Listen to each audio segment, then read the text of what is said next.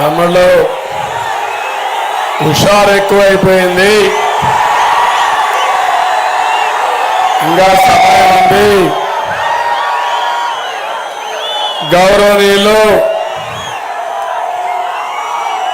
Rajampet BJP అభ్యర్థి, మిత్రపక్షాలు బలపరుస్తున్న అభ్యర్థి, మాజీ ముఖ్యమంత్రి నల్లారి కిరణ్ కుమార్ రెడ్డి గారు, ఇంకో పక్క ఈరోజు తెలుగుదేశం పార్టీ అభ్యర్థి, శాసనసభ అభ్యర్థి, మిత్రపక్షాలు బలపరుస్తున్న అభ్యర్థి, రాజకీయాల్లోకి కొత్త కానీ బుల్లెట్ మారిగా దూసకపోయే అభ్యర్థి జయచంద్రారెడ్డి గారు. ఇక్కడ నేను ఆలోచించింది, జయచంద్రారెడ్డి గారు ఒక కొత్త, కానీ ఆయనలో ఒకటి చూశాను, ఈ నియోజకవర్గంలో ముసురు కాపు ఎక్కువగా ఉన్నారు. అందుకే ఆలోచించాను, సామాజిక న్యాయానికి పెద్దపీట వేయాలని ముసురు కాపు అయినటువంటి జయచంద్రారెడ్డి గారికి ఇచ్చాను. ఏం తమిళలో హుషారుగా ఉన్నారా? ఏమరపాడుతూ ఉన్నారా? కిరణ్ కుమార్ రెడ్డి గారు నరేంద్ర మోడీ గారి ప్రధానమంత్రి అవుతాడు. ఎవరికైనా అనుమానం ఉందా మీకు? ఎవరికైనా అనుమానం ఉందా మీకు? 400 ఎంపీలు వచ్చి ముచ్చటగా మూడోసారి ప్రధానమంత్రి కాబోయేది నరేంద్ర మోడీ గారు. తమిళలో BJP MP, NDA MP, Narendra Modi గారి పార్టీలో ఎంపీని తాకే ధైర్యం ఎవరికైనా ఉందా అంటున్నా. వచ్చారో మసైపోతారు. కిరణ్ కుమార్ రెడ్డి గారికి అనుభవం ఉంది. కిరణ్ కుమార్ రెడ్డి గారి అనుభవం దగ్గర ఈ పాపాల పెద్దిరెడ్డి ఒక బచ్చా, పదవుల కోసం కాళ్ళ దగ్గర కూర్చున్న బచ్చా. అవునా కాదా? నడమంత్రపు సిరి వచ్చింది, కొవ్వెక్కింది, ఆంబోతు మారిగా తయారయ్యాడు. ఏం తమ్ముళ్ళు వదిలిపెడతారా ఆంబోతుని? నేను అడుగుతున్నా, ఈరోజు మీరు చూసారా లేదా? నిండు గర్భిణి, 7 నెలలు బిడ్డ అడిగింది. పాపం ఏంటంటే మా ఊరికి నీళ్లు రాలేదని అడిగింది. అడిగితే పాపమా? నిన్ను అడగడానికి వీలు లేదా? నువ్వేం దేవుని బిడ్డవా? అంటే నువ్వు ఒక అరాచక శక్తిని నిరూపించుకున్నావు. ఎమ్మెల్యే భార్య సాక్షిగా వైసీపీ గూండాలు ఆ అమ్మాయి పైన దాడి చేసి జయచంద్రారెడ్డి గారి మనుషులు హాస్పిటల్లో చేర్చే పరిస్థితికి వచ్చారు. పోలీసులు తప్పుడు కేసులు పెడతారే మా మీద. నిండు గర్భిణిని కొట్టారే, సిగ్గు అనిపించలేదా మీకు? బాధ అనిపించలేదా మీకు అని అడుగుతున్నా. కానీ తమ్ముళ్ళు రాసేసింది చరిత్ర, దేవుడు తిరగ రాశాడు స్క్రిప్ట్. 13వ తారీఖున ఓటింగ్, జూన్ 4వ తారీఖున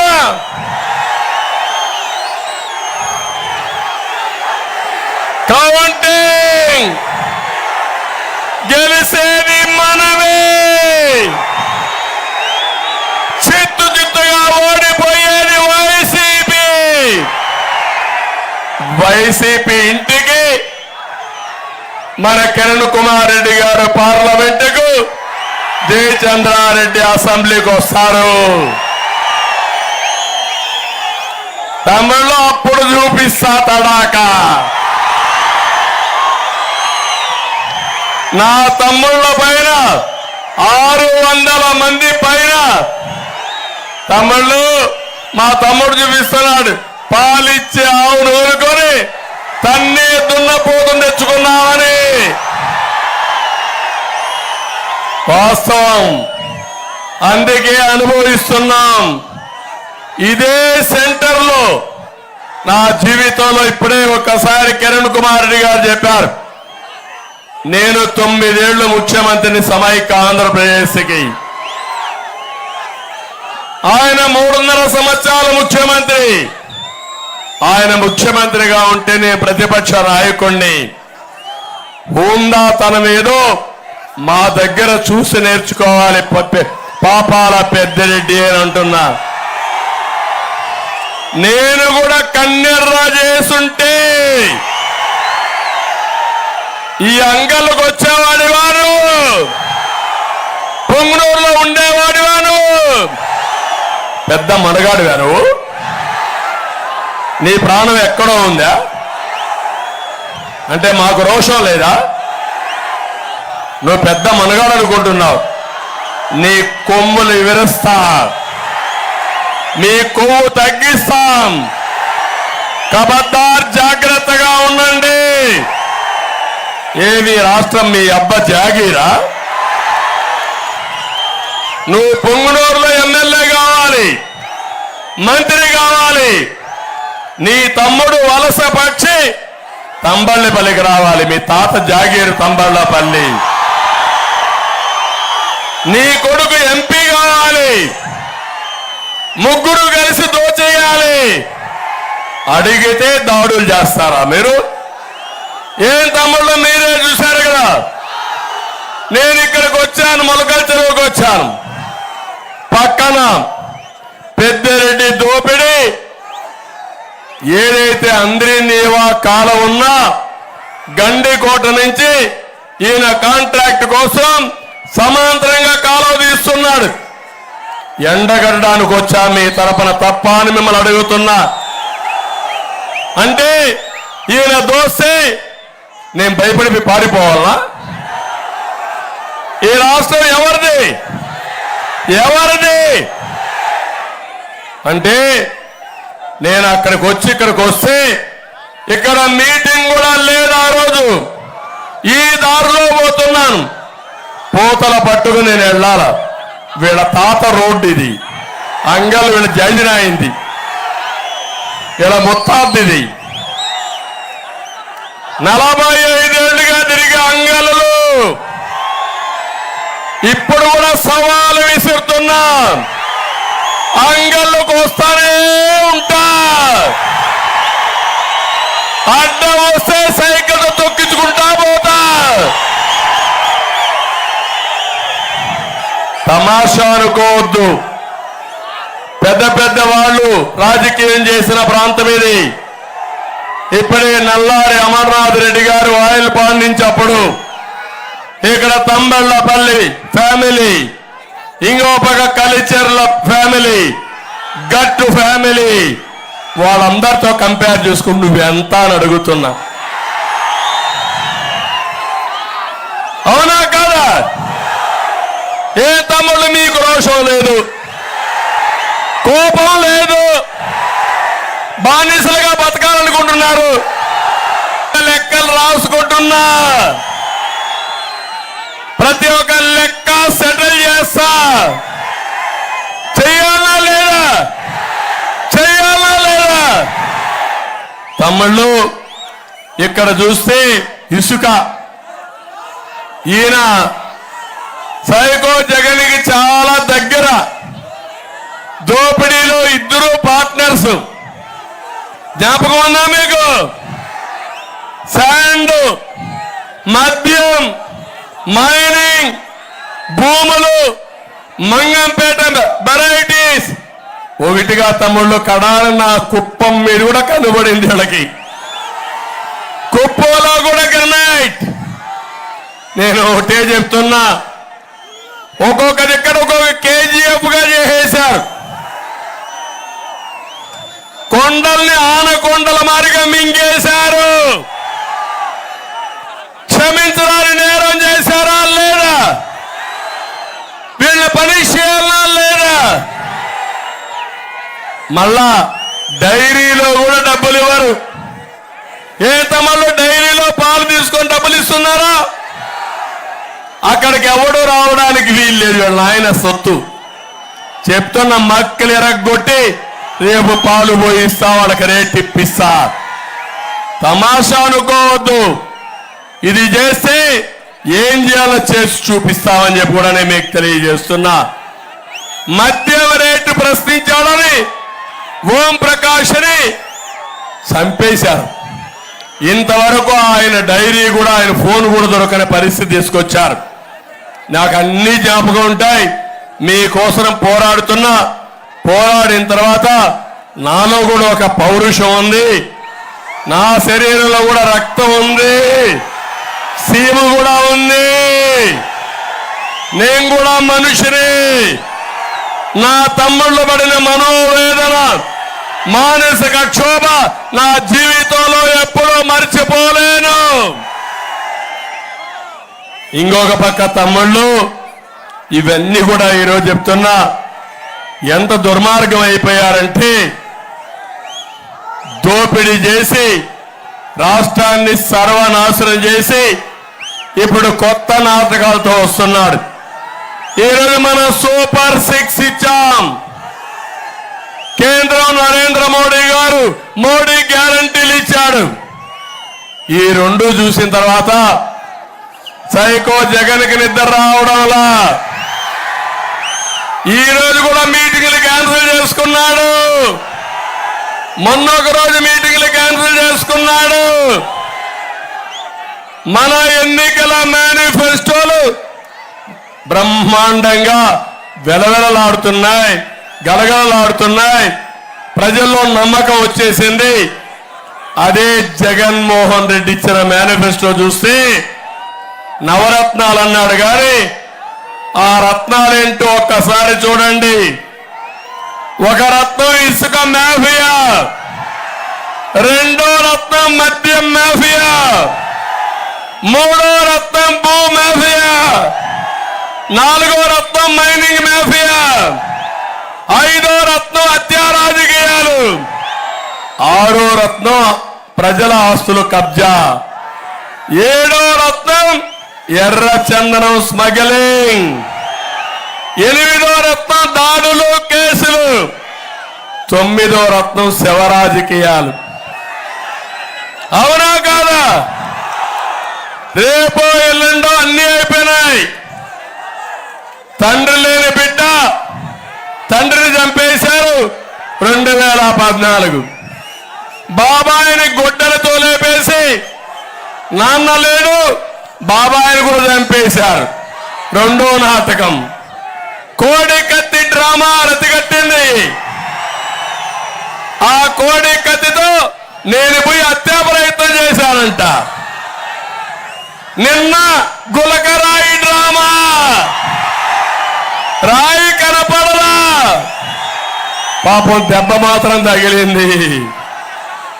అందుకే వాళ్ళ చెల్లి రోజు ఒక మాట ఉంది, నీ మానసిక పరిస్థితి బాగా లేదు, మాట్లాడితే చంద్రబాబు నాయుడు తప్ప వేరేది కనపడడం లేదు, ఒక అద్దం పంపిస్తా, నీ ముఖాన్ని చూసుకో, నీ ముఖం కనపడుస్తుందా బాబు గారి ముఖం కనపడుస్తుందో చూసుకోమని వాళ్ళ చెల్లెలే చెప్పిందంటే అర్థమైందా తమిళ్లో? ఇలాంటి వాడు ముఖ్యమంత్రి గారు ఉండేవాడా? ఇతను ఒక హుందాతనంతో ఉండాలి. నేను రాజశేఖర రెడ్డి సమ ఉజ్జీలం, సమకాలికులం, మిత్రులం. రాజకీయంగా విభేదించాం, పోరాడాం, కానీ వ్యక్తిగత పోరాటం కాదు, ఒక రాజకీయ పోరాటం. అలాంటి వాడు నన్ను సవాలు ఎదురుతాడు. నీ రాజకీయ అనుభవం ఎంత, నీ వయస్సు ఎంత, నీ ఇంగిత జ్ఞానం ఏంటి? మీరు ఇవన్నీ గుర్తుపెట్టుకోవాల్సిన అవసరం ఉంది. ఈరోజు ఫ్రస్ట్రేషన్ వచ్చింది. 30 ఏళ్ళు సీఎంగా ఉండిపోతామనుకున్నాడు. ఇప్పుడు ఓడిపోవడం ఖాయమైపోయింది. చేసిన పాపాలకు శిక్ష పడే పరిస్థితి వచ్చింది. అదే ప్రజా కోర్టులో అవునా కదా? ఇప్పుడు అంటున్నాడు, నేను వస్తే సంక్షేమ కార్యక్రమాలన్నీ తీసేస్తానంట. తీసేస్తానా తమ్ముళ్ళు?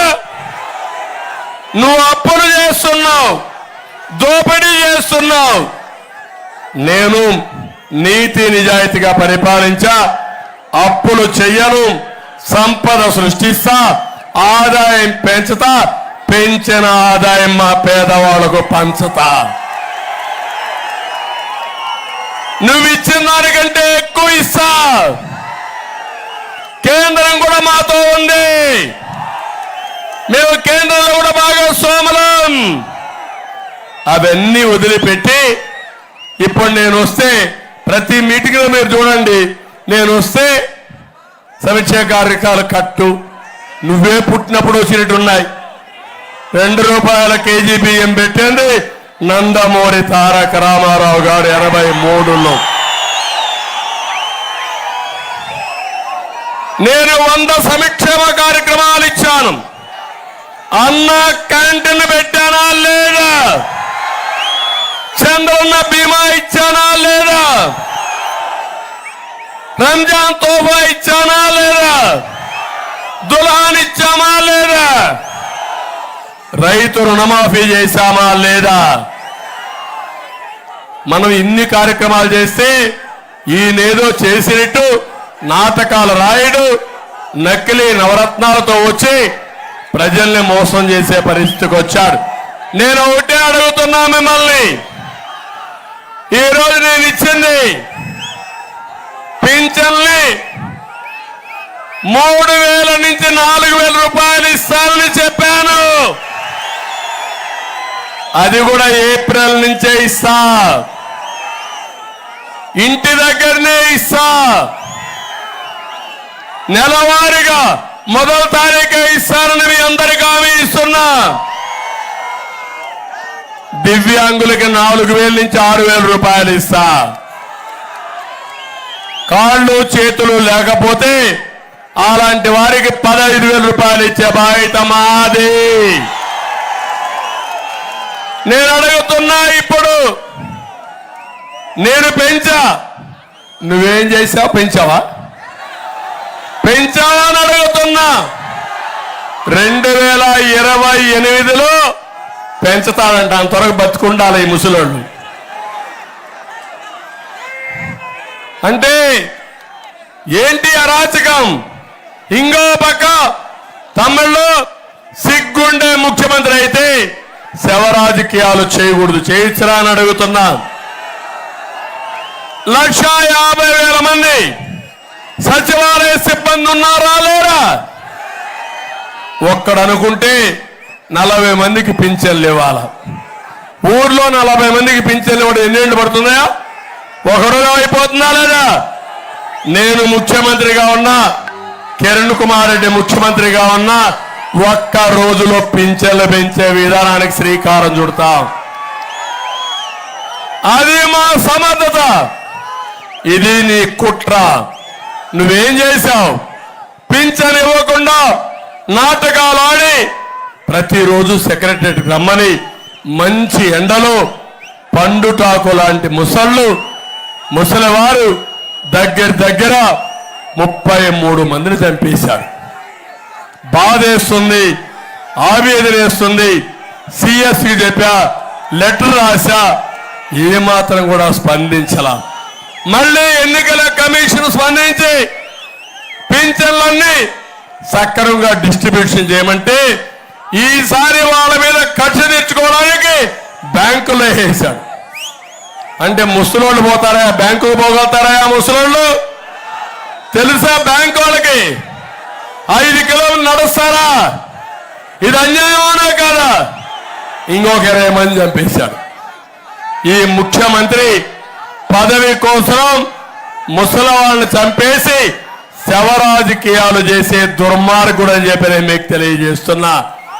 అందుకే చెప్తున్నా, మళ్ళీ తెలుగుదేశం కూటమి అధికారంలోకి వస్తానే ఎవ్వరికి ఇబ్బంది లేకుండా మీ ఇంటి దగ్గరనే పింఛన్లు ఇచ్చే బాధ్యత మాది. నేను అడుగుతున్నా, వాలంటీర్లు రాజకీయం చేసి ఒప్పుకుంటారా? మీరు ప్రభుత్వ ఉద్యోగస్తులు రాజకీయం చేసి ఒప్పుకుంటారా? మీరు రాజకీయం చేయాల్సింది రాజకీయ కార్యకర్తలు. అంటే నువ్వు గొప్ప నాయకుడు మారిగా, తెలివైనడు మారిగా వాలంటీర్స్ ని పెట్టి 2,50,000 మందిని పెట్టి ప్రభుత్వ డబ్బులు ఇచ్చి బెదిరించి ఓట్లు వేయాలనుకున్నావు, వేయించుకోవాలనుకున్నావు. నీ ఆటలు సాగలేదు. అక్కడే నువ్వు ఫెయిల్ అయిపోయావు. ఇప్పుడు వాళ్ళందరినీ రాజీనామా చేయమన్నావు. నేను చెప్పాను మీరు రాజీనామా చేయొద్దని చెప్పాను. అందుకే 5,000 రూపాయలు వాలంటీర్లకు ఇచ్చే ఆందోళన 10,000 చేసిన పార్టీ తెలుగుదేశం పార్టీ కూటమి. స్వార్థపరుడు సైకో జగన్ నిస్వార్థంగా సేవ కోసం వాళ్ళకు డబ్బులు ఇచ్చిన పార్టీ తెలుగుదేశం పార్టీ. మేము వస్తే ఏది ఆగదు. జగన్ రెడ్డి ఆదాయం ఆగిపోతుంది, కరెంటు బిల్లు పెరగడం ఆగిపోతుంది, పన్నుల బాధుడు ఆగిపోతుంది, ఇసుక మాఫియా అక్రమాలు ఆగిపోతాయి, మైనింగ్ మాఫియా దోపిడీ ఆగిపోతుంది, ఎర్ర చందనం స్మగ్లింగ్ ఆగిపోతుంది, కూల్చివేత హింస రాజకీయాలు ఆగిపోతాయి, గంజాయి డ్రగ్స్ దొరకవు. మేము ఉండంగానే రాగానే 100 రోజుల్లో గంజాయిని ఉక్కు పాదంతో అణిచివేసే బాధ్యత మాది. తప్పు చేసిన వాడిని మక్కెలు ఎరగొట్టి ఎక్కడ పెట్టాలో అక్కడ పెడతారని కూడా మీ అందరికీ హామీ ఇస్తున్నా. ఫైనల్ గా ఆగిపోయేది జగన్ ఫ్యాను. 13 తర్వాత ఆగిపోతుంది. గిరగిరా తిరగదు. తిరుగుతుందా గిరగిరా? ఫ్యాన్ గిరగిరా తిరగకపోతే నీకొచ్చే డబ్బులు ఆగిపోతుంది. అదే నీ బాధ. క్లాస్ వార్ అంటున్నావు కాదు, క్యాష్ వార్. పేదవాడి డబ్బులు దోచేసిన దొంగవి బందిపోటు నువ్వు.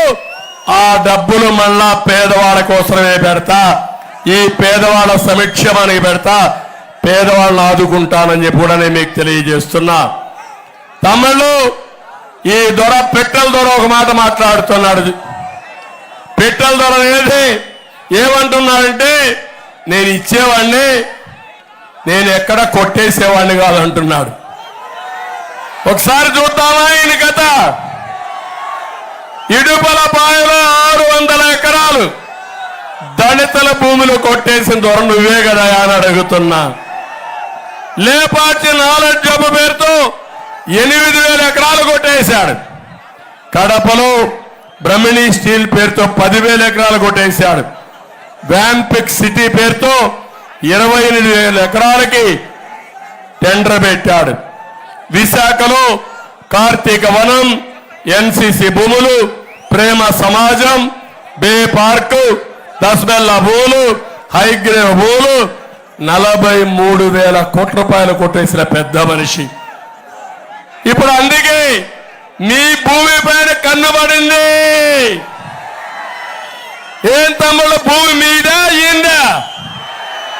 ఎవరిదా భూమి? ఎవరిదా భూమి?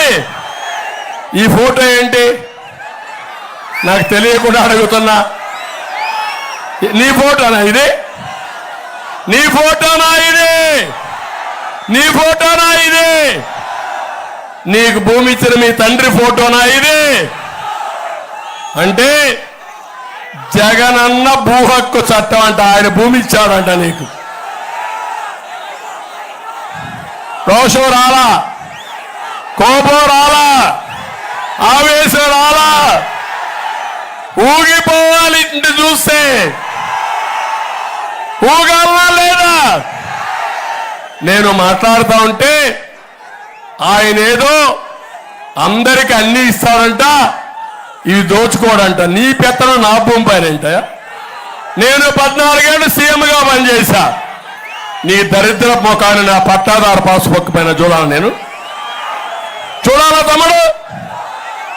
న్యాయమా ఇది? ముఖ్యమంత్రిగా ఇచ్చింది 5 ఏళ్ళు, మీరు అవునా కాదా? ప్రభుత్వానికి ఒక ట్రస్టీగా ఉండాలా లేదా? ట్రస్టీగా లేకుండా ఒక నియంతగా ఇష్టానుసారం మాట్లాడితే ఈరోజు అదే అమిత్ షా కూడా చెప్పారు. ఎందుకు పొత్తు పెట్టుకున్నామంటే దుర్మార్గుణ్ణి తుదముట్టించడానికి మేము ఎన్డీఏ పొత్తు పెట్టుకున్నామని చాలా స్పష్టంగా చెప్పాడు.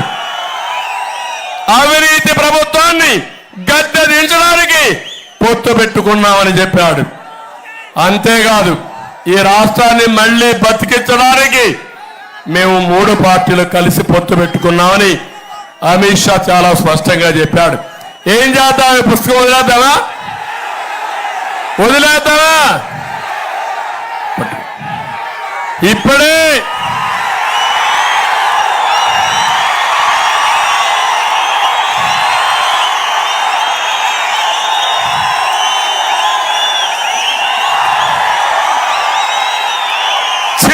చిత్తుగా చేసి చెత్త బుట్టలో మారేద్దాం. ఓకే, ఇంకా కానీ నువ్వు కానీ తోకాడిస్తే నీ పార్టీని చెత్త బుట్టలో మారేస్తాం, ఊడ్చేస్తాం. ఇంకొక పక్క తమ్ముళ్ళు ఇది కొత్త చట్టం కూడా తీసుకొచ్చాడు. జగన్ ల్యాండ్ గ్రాబింగ్ యాక్ట్ ఇది.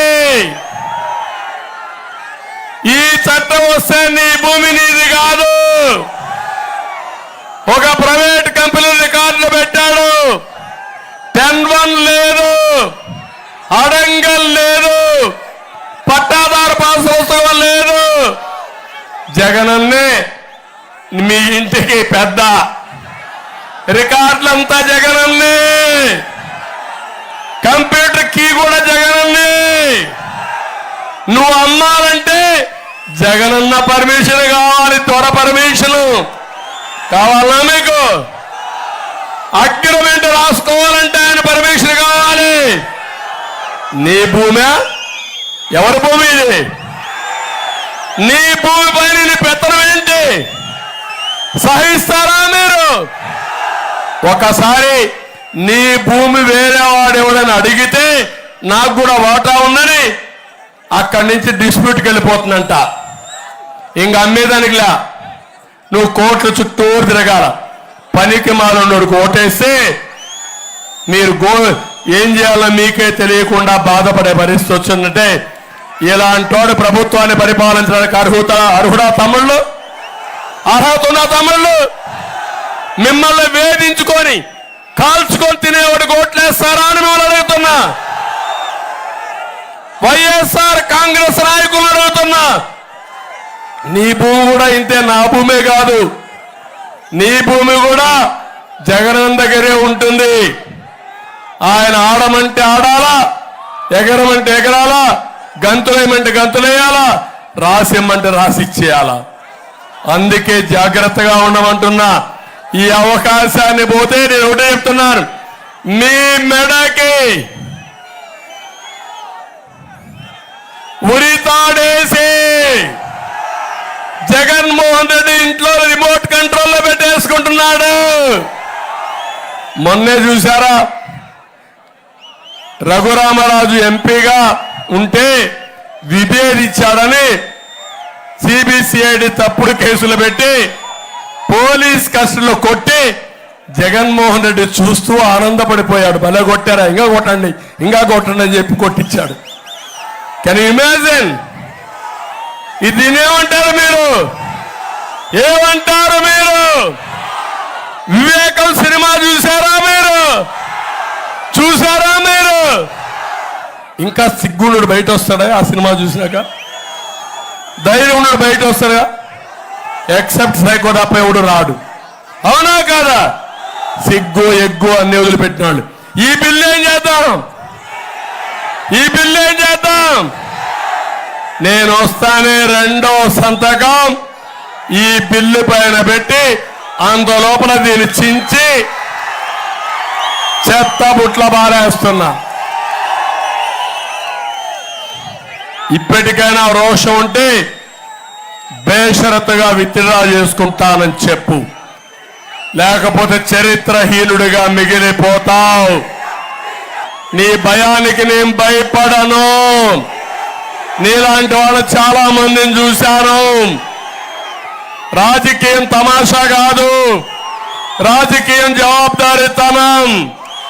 మీరు రాష్ట్రానికి ఒక ట్రస్టీ తప్ప నువ్వు నియంత కాదు. నా ఆస్తికి నీ పెత్తనం, నీ బోడి పెత్తనం చెల్లదని మరొక్కసారి హెచ్చరిస్తున్నా. ఒక ఆయన అంటాడు, ఆ బొత్స నోరు కూడా తిరగదు. ఎన్టీ రామారావు గారి ఫోటో ఎక్కడో టాయిలెట్ పెట్టారంట. దానికి దీనికి కంపారిజన్ చేసే బుద్ధి లేని మీరు ఆస్తులు కొట్టేయాలని చూస్తారా? మీరు ఆస్తులు కాపాడతా, వదిలిపెట్టను. మీ గుండెల్లో రైళ్లు పరిగెత్తిస్తా, మిమ్మల్ని నిద్రలేని రాత్రులు చూపిస్తా. కబద్దార్, జాగ్రత్తగా ఉండమని హెచ్చరిస్తున్నా. తమిళలో ఇవన్నీ చూసిన తర్వాత ఈరోజు ఒకటే మిమ్మల్ని అందరినీ కోరుతున్నా, ఇక్కడ సమస్యలున్నాయి. ఇప్పుడే మన జయచంద్రారెడ్డి గారు కొన్ని సమస్యలు చెప్పారు. ఆ సమస్యలన్నీ నేను ఒకటే హామీ ఇస్తున్నా, ఉద్యోగాలు క్రియేట్ చేస్తా. అంద్రే నీవా ద్వారా పోలవరం నీళ్లు తీసుకొచ్చి ఇక్కడ అన్ని చెరువులకు నింపి మీకు పూర్తిగా నీళ్లు ఇచ్చే బాధ్యత మాది. అది చేసి మీ అందరికీ పెద్ద ఎత్తున ఆదాయం వస్తుంది. బంగారు పండించే రైతాంగం ఎక్కడున్నారు? మల్బరీ పట్టు పండిస్తారు, కూరగాయలు పండిస్తారు, పళ్ళు పండిస్తారు, పూలు పండిస్తారు. దీని మీద ప్రత్యేక శ్రద్ధ పెడతా. తంబళ్లపల్లికి ఒక ప్రత్యేకమైన ప్రణాళిక ఇచ్చి ఇక్కడ అగ్రో ప్రాసెసింగ్, ఫ్రూట్ జ్యూస్ కానీ టమాటా నుంచి ఫ్రూట్ జ్యూస్ పెట్టిస్తాం. పల్ప్ ఇండస్ట్రీస్ పెడతాం. 2 ICICI ఇండస్ట్రియల్ పార్కులు పెట్టి మీరు పండించే పంటే కాకుండా మిగిలిన పరిశ్రమలు తీసుకొచ్చి మా తమ్ముళ్లకు ఉద్యోగాలు ఇప్పించే బాధ్యత నాది. చేస్తాం. యువగళ ఉంది, 20 లక్షల ఉద్యోగాలు. మా తమ్ముడు క్వార్టర్ బాటిల్ తెచ్చాడు. నాసి రకం. ఒక క్వార్టర్ తాగితే కైపెక్కదు, 2 క్వార్టర్లు తాగితే కడుపులో మంట. జోబీ ఖాళీ. 60 రూపాయలు, 200 రూపాయలు. నాకు రాలా ఈ ఆలోచన. మా మిత్రుడు కిరణ్ కుమార్ రెడ్డి గారికి కూడా రాలా ఆలోచన. కాబట్టి నేను చెప్పాల్సినంత చెప్పాను. మా వాళ్ళు ఇప్పటికే 4-5 సార్లు వార్నింగ్ పంపించారు. టైం అయింది, ఫ్లైట్ టేకప్ కావాలని. మళ్ళీ కోరుతున్నా, మళ్ళీ మళ్ళీ మళ్ళీ వస్తా, అంగల్లోకి వస్తా, రౌడీజం అణిచివేస్తా, ఆంబోతుల్ని తొక్కేస్తా, ప్రగతికి మీకు అండగా ఉంటా, ఉద్యోగాలు ఇప్పిస్తా, ఉపాధి కల్పిస్తా, వ్యవసాయంలో సంపద సృష్టిస్తా, మీ ఆదాయాన్ని పెంచుతా. అందరూ కలిసి జయచంద్రారెడ్డి మురుసు కాపు కోటేయండి, సైకిల్ గుర్తు కోటేయండి. ఇంకో పక్క కిరణ్ కుమార్ రెడ్డి గారు ఒక ఇమేజ్ ఉండే వ్యక్తి, పార్లమెంటుకు పోవలసిన వ్యక్తి. ఎన్డీఏ గవర్నమెంట్ ఉంటుంది. రాజంపేట అభివృద్ధి కిరణ్ కుమార్ రెడ్డి వల్లనే సాధ్యమని మీ అందరికి తెలియజేస్తున్నా. ఆయనతో నేను కలిసి పనిచేస్తా.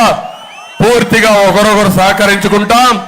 మళ్ళీ రాజంపేటనే కాకుండా రాష్ట్రం కోసం పనిచేస్తామని మీ అందరికి హామీ ఇస్తూ, ఏం తమ్ముళ్ళు కుటుంబ ఆధిపత్యాన్ని భూస్థాపితం చేస్తారా లేదా? అది చెయ్యండి. తర్వాత నేను ఇక్కడే ఉంటా, అన్ని చేస్తారని హామీ ఇస్తూ అందరికీ నమస్కారాలు. జై హింద్, జై తెలుగుదేశం, జై బీజేపీ, జై జనసేన. తోముఖ వికాసం కోసం స్వర్ణాంధ్ర సాకారం కోసం ఆత్మ గౌరవం కోసం